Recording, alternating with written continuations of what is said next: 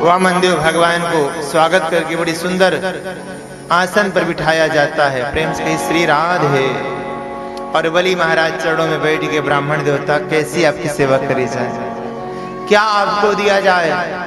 अगर आप कहो तो मैं आपको 10-5 गांव दान में दे दूं, आप कहो तो आपकी ब्राह्मण की बेटी के साथ विवाह करवा दूं, आप जो कहे महाराज। भगवान ने कहा, देख बलि, मुझे ज्यादा कुछ नहीं चाहिए, मैं बड़ा संतोषी ब्राह्मण हूं। बोले क्या चाहिए महाराज?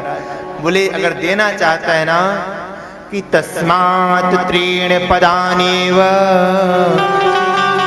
वृणे त्वद्वर दर्शभा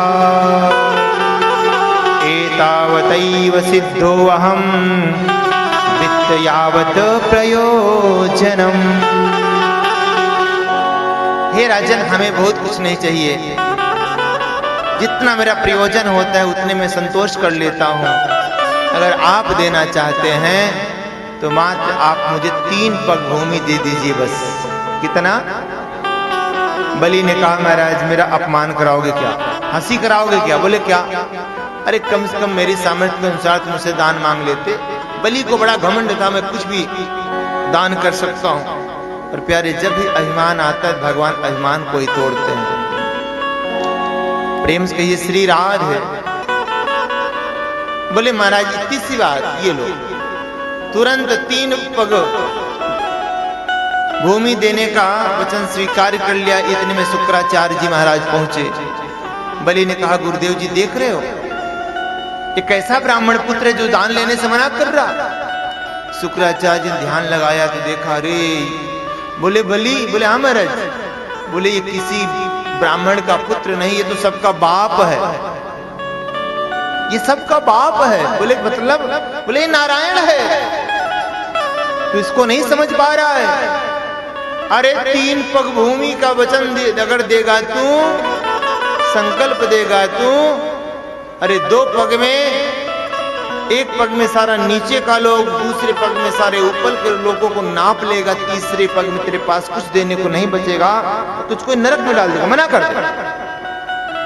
बलि ने कहा, नहीं नहीं महाराज, मैं प्रहलाद का वंशज हूं, प्राण जाए पर वचन न जाए, जो वचन दे दिया गुरुदेव। नहीं, अरे अगर ब्राह्मण पुत्र होगा, कोई साधारण होगा तो मात्र 3 पग भूमि ले जाएगा, और अगर नारायण हुआ तो हुआ ना, कोई परेशानी नहीं महाराज। बोले क्यों? बोले संसार नारायण के सामने याचक बन करके जाता है, लोग मांगने जाते हैं नारायण के सामने, लेकिन आज नारायण स्वयं मेरे द्वार पर याचक बन करके आए हैं, तो मुझसे बड़ा अमीर कौन होगा, मुझसे बड़ा धनवान कौन होगा? मैं सौभाग्यशाली हूं। शुक्राचार्य जी क्रोधित हो गए। बोले जा तू श्रीहीन हो जा, श्राप दे दिया। बोले अरे गुरुजी, अब जो तो आपको करना है सो कर लो, लगन हरि से लगा बैठे, जो होगा देखा जाएगा, अब नो टेंशन, नो प्रॉब्लम। वचन दे दिया तो दे दिया, लिया जल। और संकल्प करने के लिए चले तो शुक्राचार्य से देखा नहीं गया। शुक्राचार्य जी उस लोटे की टोटी में जाके बैठे। कभी कभी क्या होता है ना, दान देने वाला दान देता है लेकिन पड़ोसी को बड़ा कष्ट होता है। अरे तू इतना काहे को लुटा रहा है रे, इतना काहे को लुटा रहा है? देखिए,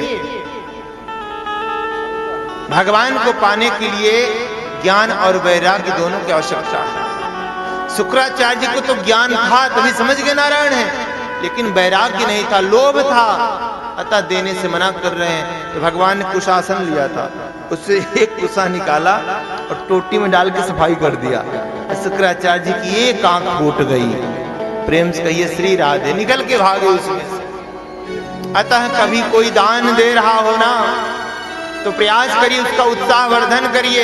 अगर आप उसको दान देने से मना कर रहे हैं तो शुक्राचार्य जी की तरह भगवान काना कर देते हैं, आंख से अंधा कर देते हैं। कभी किसी दानी को दान देने से मना नहीं करना चाहिए। प्रेम से कहिए श्री राधे।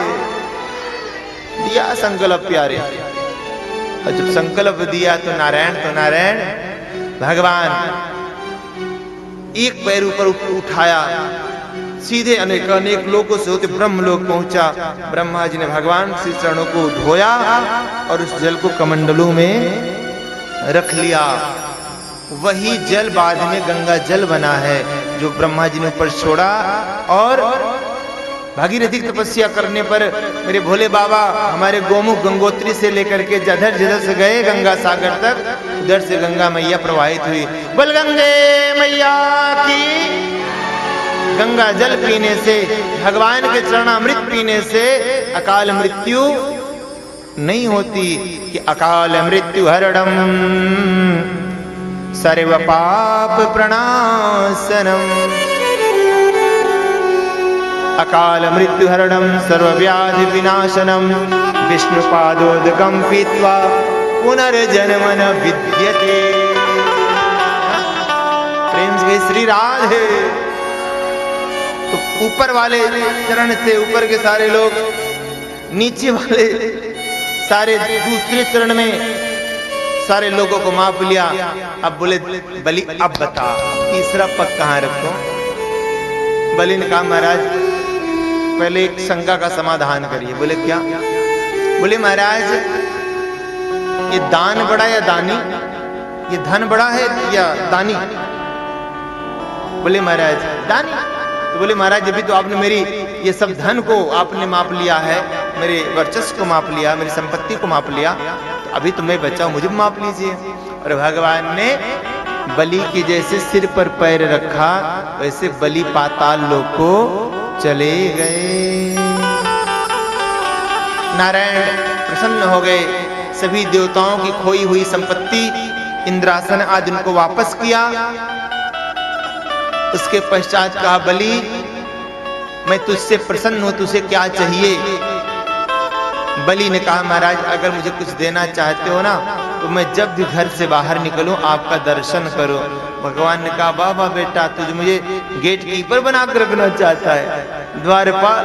लेकिन भगत के वश में है भगवान।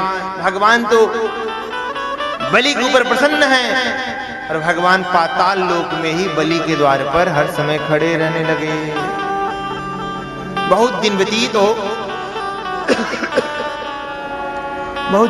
हो गए। एक दिन लक्ष्मी जी बड़ी परेशान भई कि नारायण पता नहीं कहां चले गए। तो नारद जी ने बताया कि वो तो बलि के यहाँ है। बोले क्या कर रहे हैं? बोले प्यार के बंधन में बंधे हुए हैं। तो बोले कैसे छूटेंगे? बोले सोने को सोना काटता है, लोहे को लोहा काटता है और प्यार को प्यार काटता है। और प्यार के बंधन में भगवान को बांध रखे, तुम भी कुछ ऐसा उपाय करो। तो लक्ष्मी जी सावन मास की पूर्णिमा को जिस दिन आप लोग रक्षा बंधन मनाते हो, पहला रक्षा सूत्र लक्ष्मी जी ने बलि को बांधा कि ये न बद्धो बलि राजा दानवेंद्रो महाबलः तेन त्वां प्रबुद्धामि रक्षे माचल माचलः। बलि प्रसन्न भय, बोले बहन तुझे क्या चाहिए? तो लक्ष्मी जी मानो कहती हैं कि भाई अपने बहन की रक्षा का वचन लेता है। तो भैया मेरी राखी के बंधन को निभाना। भैया अगर मैंने रक्षा सूत्र बांधा है तो मेरी इच्छा पूर्ण कर। बोले क्या? बोले मेरे नारायण को दे दे बस। और भगवान नारायण को लेकर के बलि से मांग करके लक्ष्मी जी वापस गई। प्रेम से कहिए श्री राधे श्री राधे श्री राधे। इस प्रकार से बड़ा सुंदर वामन प्रसंग सुनाया।